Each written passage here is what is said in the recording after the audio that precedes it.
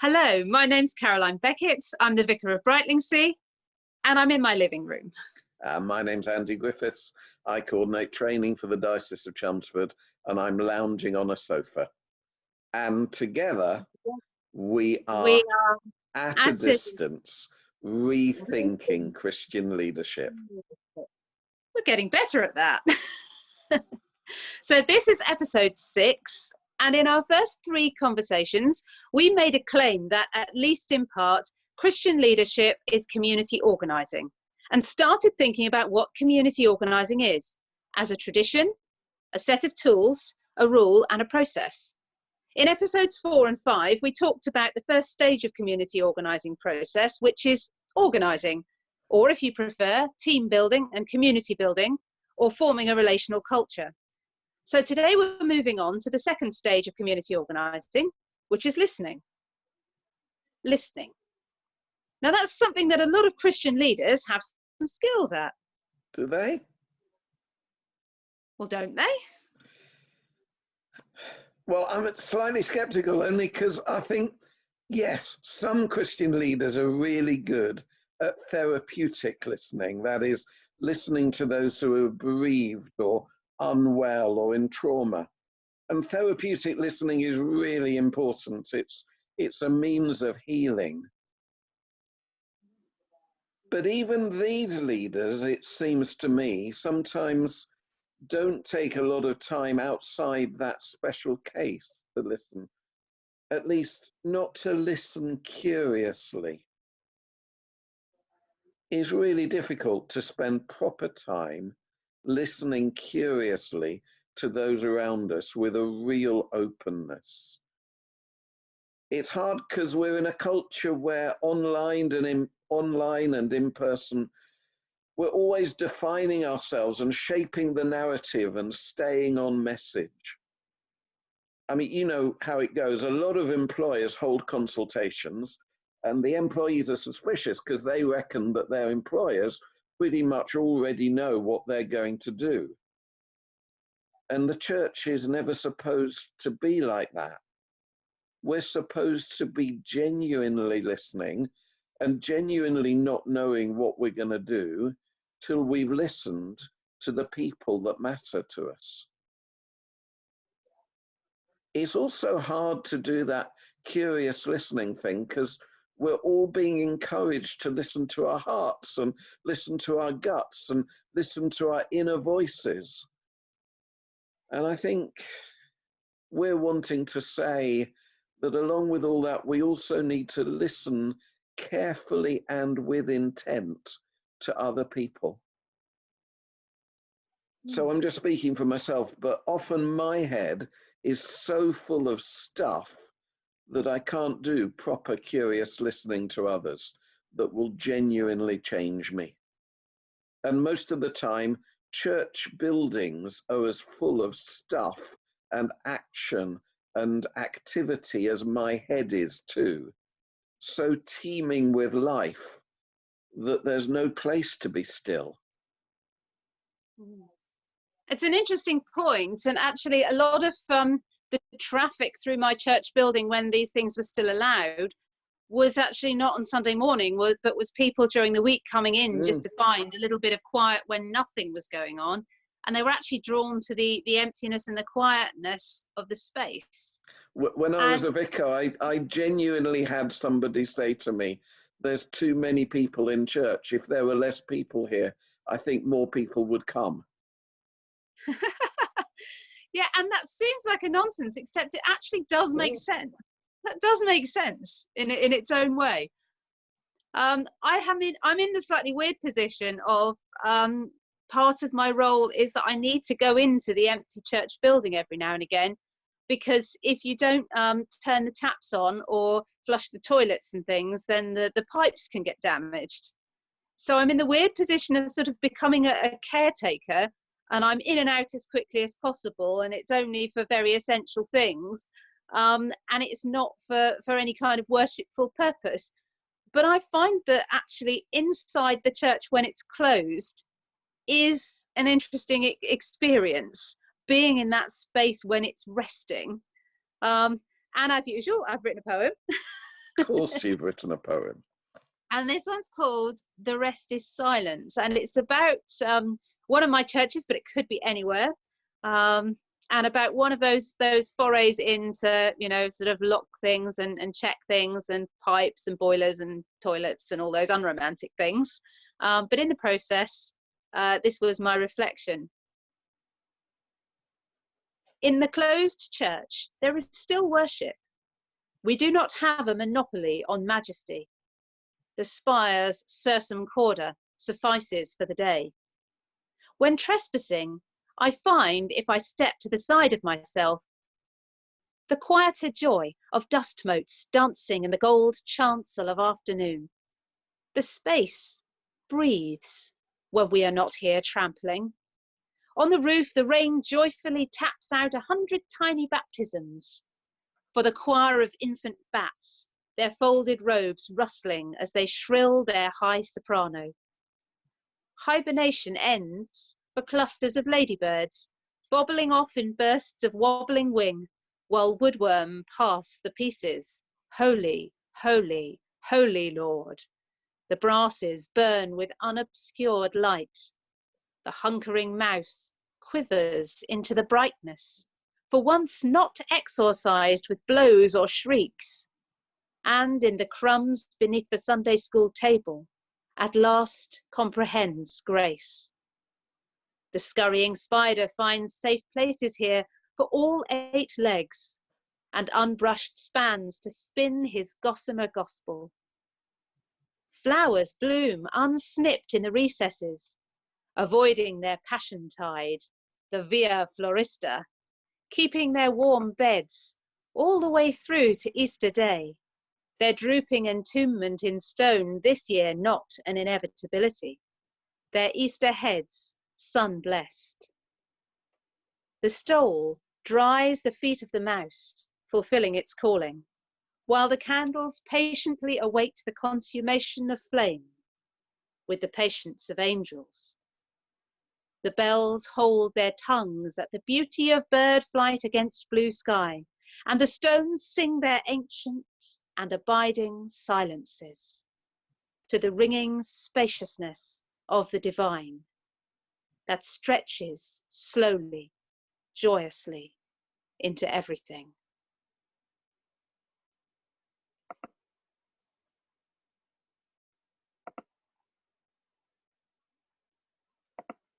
Thank you. There is a sense in which I think silence has a power. Silence has a power, but it's also frightening for us. Because it's the question of how silent we can be on the inside as well as how silent we can be externally. I'll give you an example. So a lot of us, Anne Lamott puts this quite well. She says a lot of us have a kind of radio playing in our heads 24 hours a day. And if you like, the right headphone is telling you about your specialness, about how open and gifted you are, and how misunderstood and humble you are. And the left headphone is full of really loud songs of self-loathing and the list of things you haven't done well and saying that you're a fraud or you're incapable of selfless love.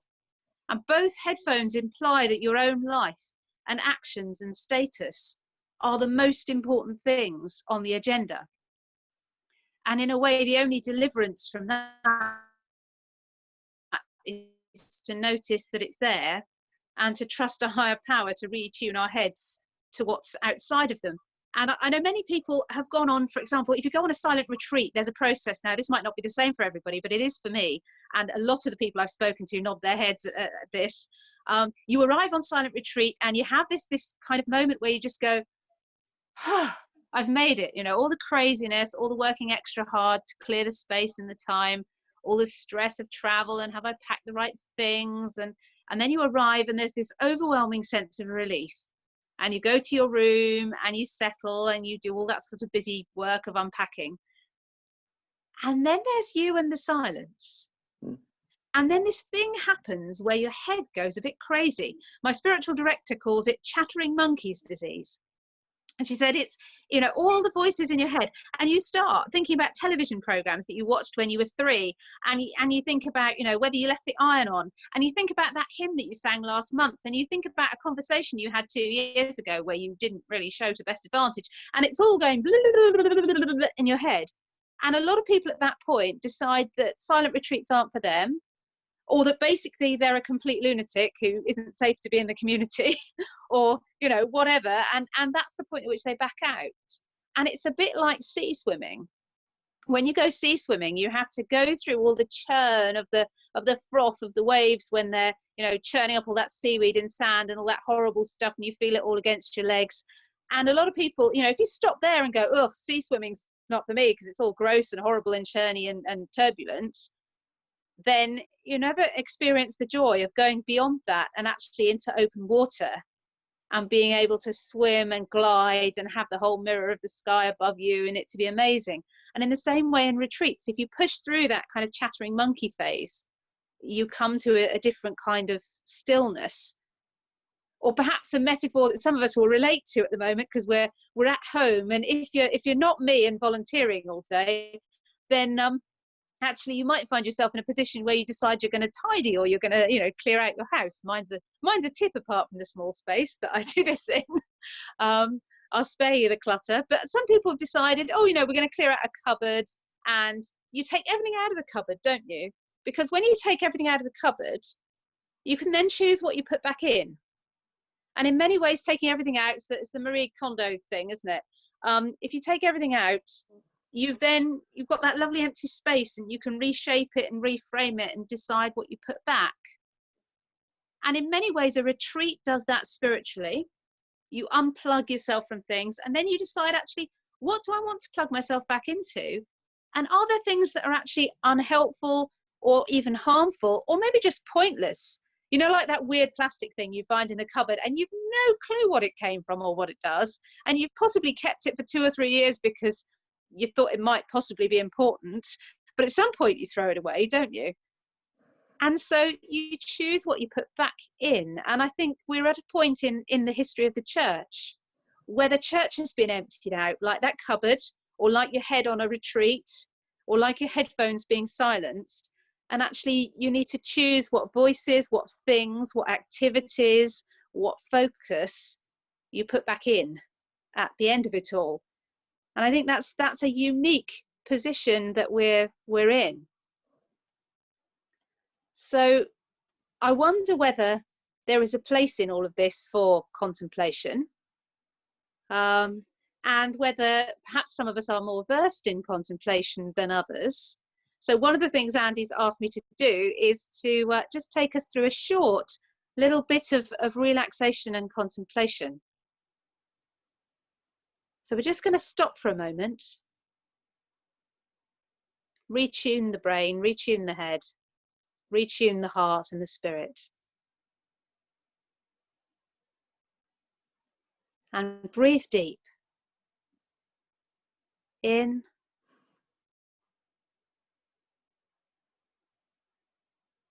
and out.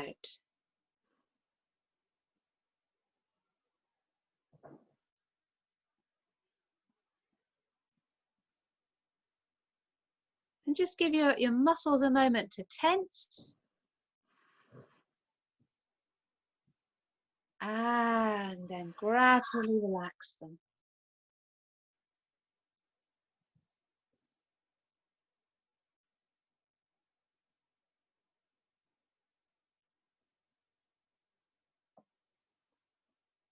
Many contemplatives say that contemplative prayer is like sunbathing, basking in the sunshine of God's approval.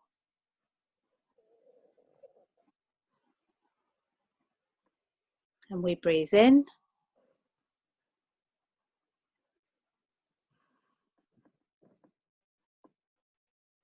and out.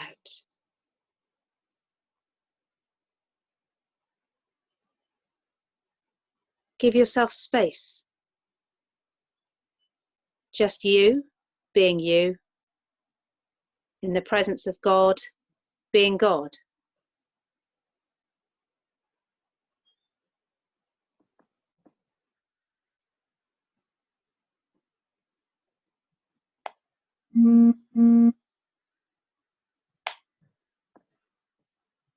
You don't need to achieve anything or justify anything or even pray anything.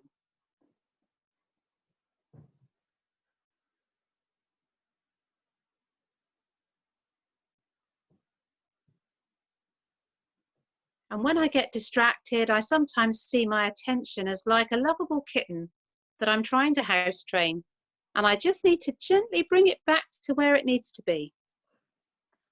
Don't need to scold it, don't need to slap it, don't need to frighten it. It's just got to learn a few things gently about discipline.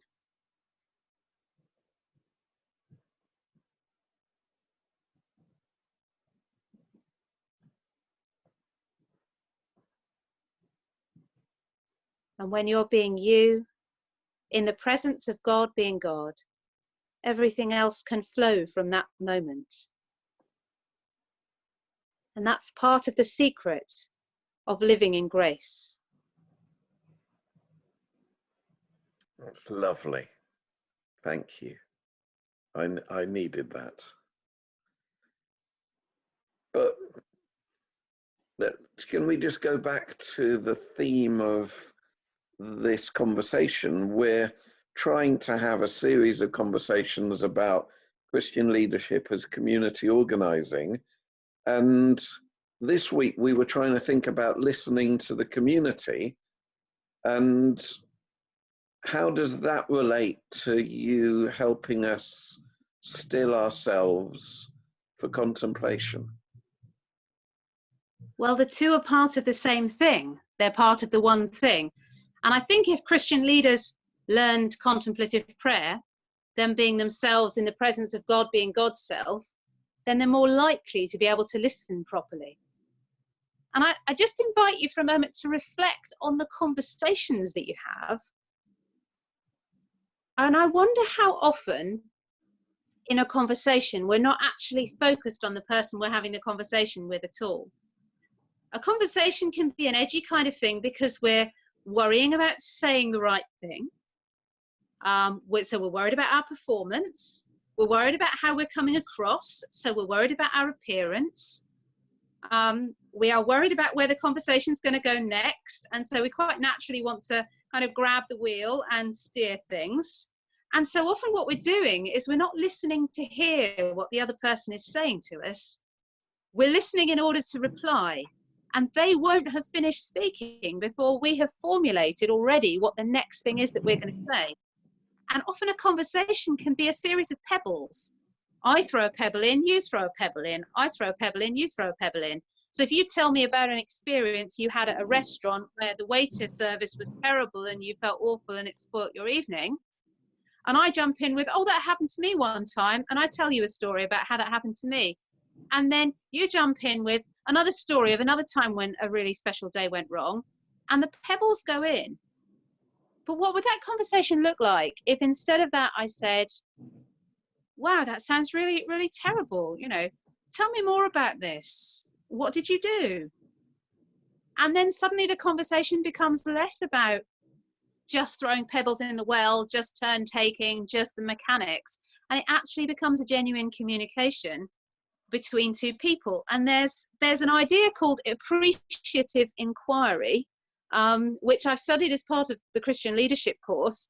And it's really interesting because it looks at that whole dynamic of conversation and how there are questions that unlock things and questions that close things down. Now, on one level, we all know this, don't we? We all know that if you say, do you or will you or have you, then the answer is yes or no, and it's a closed question. And we know that the who, what, when, where, why, and how are open questions. But many of us don't actually go beyond that. And I wonder when the last time was that you really felt that somebody else was interested, genuinely interested in what you were telling them. Because so often we broadcast, and there's a kind of loneliness in broadcasting and not getting a response back that's a response to what you've said. There's a difference, isn't there, between getting a response back to what you've said that tells you that the other person's heard you, and a response back that is just them telling a story back to you, like echoes bouncing off the rocks. And I think if we had more of the appreciative inquiry kind of conversation, Let's do an example. So Andy, tell me, since we've now moved church online, we're not able to get in our buildings. So tell me some good things about church being online. Okay, so the partial contact with others, the sense of virtual fellowship with each other, the possibility of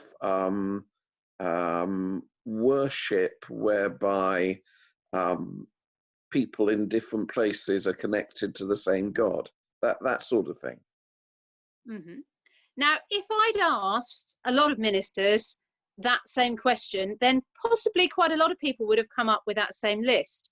Now, at that point, I could tell Andy what I found good about it and throw another pebble in the well. Or I could say, you know, that's really interesting. Has there been one particular moment where in all of this you've really felt either connected to God or to others? And can you tell me about it? So the first time that the church that my wife and I are a part of met together, the technology wasn't really working properly, but there was a bloke called John, and he invited us all to do a Zoom call. And everyone had their microphones on all the time, including for trying to say prayers together. And we sang Happy Birthday to a member of the congregation. And it really, really doesn't work trying to do that together on Zoom. And yet, the way that it echoed and re-echoed round our various houses connected by Zoom was a little taste of the chaos of heaven. And now by asking that question, we have a much richer and fuller and more interesting and more Andy response, because that's actually something that's very personal to you that's happened, and yet at the same time something that perhaps some of our listeners can relate to or maybe haven't seen that way before. And I would love to at this point go off on this conversation and ask more questions, because I'm really interested in what Andy's just told me, but I'm aware that we're supposed to be doing a podcast on training, so maybe I'll save that for later. But the point of this is that actually if we do appreciative inquiry, we avoid that ghastly situation where the minister or the leader or the pastoral team person or whoever's doing it, or even just as a friend, where you're cold calling someone and you ask them how they are and they say they're fine, and they ask you how you are and you say you're fine, because that's how it works, isn't it? Or maybe you might complain about some minor thing, and then you maybe talk about what you're up to, which is not much because you're all staying home. And then maybe you talk about your garden or the weather, because that's the only stuff you can see from your house. And then maybe you talk about a TV program, but you've probably watched the same stuff. And then the conversation sort of grinds to this terrible halt and becomes really awkward, because actually we've lost the art of really good, really deep, inquiring conversation. Whereas if you think beforehand, actually, what are some really good questions I could ask? What do I really want to know? What am I interested in about this person? Do you know, I've always wondered, I've got a guy in my congregation who unicycles, and he's incredible. And it's made more incredible because he's somebody who's partially sighted. Now, I would be terrified to get on a unicycle anyway, because I'm terrible at balance and what have you. And I've tried it and I know how hairy and scary it is. And I just am completely in awe of how he manages to not only do it so well, but also do it so well while being partially sighted. So, you know, when I ring him, that's probably a question that I might get around to asking eventually, purely to indulge my own curiosity, because actually I find him a really fascinating person. And I think you can sort of, don't take this the wrong way, but you can kind of fall in love with your friendship group or your congregation all over again if you ask them the right questions that enable them to really bring out the treasures of themselves, as opposed to just having terribly stilted versions of the same conversation over and over and over. So it is worth thinking about the questions that we ask, and maybe the follow-up questions that we ask, so that we're genuinely interested in what the other person has to say, and also genuinely prepared to share things of ourselves in turn. Yeah, I've been calling around some of our curates, new ministers in the diocese, and one of them said to me, "Oh, it's only since she had been doing these one-to-one calls with congregation members during coronavirus that she realized, I think I'm quoting her right, that the congregation was a lot more interesting than she had assumed they were." Yeah. That's what we're going for, isn't it? We're not listening to see what the problems are, though, of course, if there's a problem, we want to know about that and we may be able to help. But we're not assuming there's problems. The glass is half full, not half empty. And what we'll discover is wonderful resources, wonderful gifts, wonderful stories, wonderful passions. If you want to read more about any of that, so a couple of books you could get hold of. I'm sure they're available online. One is by Mark Lord Branson, and it's called Memories, Hopes, and Conversations.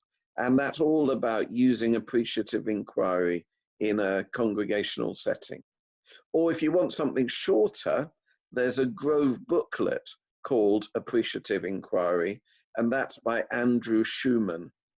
And if you go onto the Grove site, I'm sure you can locate that. It's Schumann, a bit like the composer, but with only one N at the end. So, okay, here we are.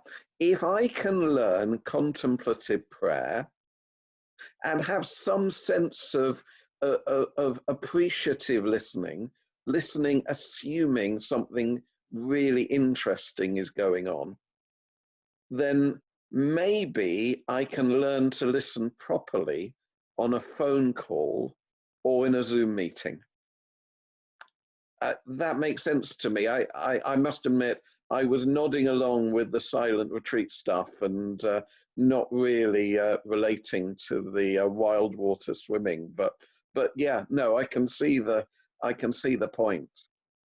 And I guess the point is this: that community organizers know that the heart of their craft is becoming really good at listening. So Gillian Todd, who was one of the parents of community organizing, put it this way: your internal stance should be one of curiosity. Nicely put. Community organizers love finding out about communities, but they don't like surveys much, or at least they don't do surveys much. They think that conversations are a lot more important, starting with one-to-ones, then going on to house meetings, and we'll talk a bit more about house meetings and listening in general next time that we meet. Is it worth just flagging up to people what a house meeting is so that they can be thinking about it?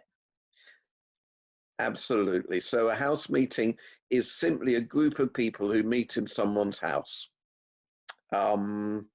Except we can't do that at the moment.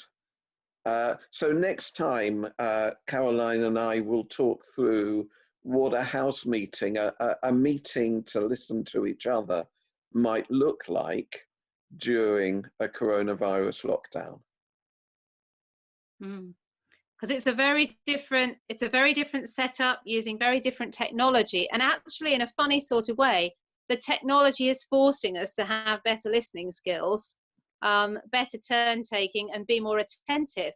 And I wonder whether any of you who've done, sort of Zoom calls or Microsoft Team meetings or whatever variation you use, find that you feel more tired at the end of it than you would at the end of a normal conversation. And on one level, that's actually a lesson to us, perhaps, in how much we're not paying attention to in a normal conversation and how much we are potentially paying attention to in a Zoom conversation. And perhaps that might have something about coming out of isolation as well, and having this brief window onto a non-isolated way of being. But it's interesting looking at what listening looks like virtually as opposed to what listening might look like if you had just sort of 10 people in your living room having a house meeting. Absolutely. So we'd love to hear from you. For example, we would love to hear if there's a set of questions that you find are useful in appreciative inquiry in the present situation. And also, if there are questions that have changed your life. Has anyone ever asked you a question that really transformed your way of thinking or helped you to think through something that was really difficult? We'd love to hear what your powerful questions are, your interesting questions, your most valuable or unlocking questions. So please do share them with us, and you can get in touch with us. I'm at revcarolinebeckett@gmail.com. And I'm at randomlyandy@live.com. And together we've been at a distance. At a distance. Rethinking Christian leadership.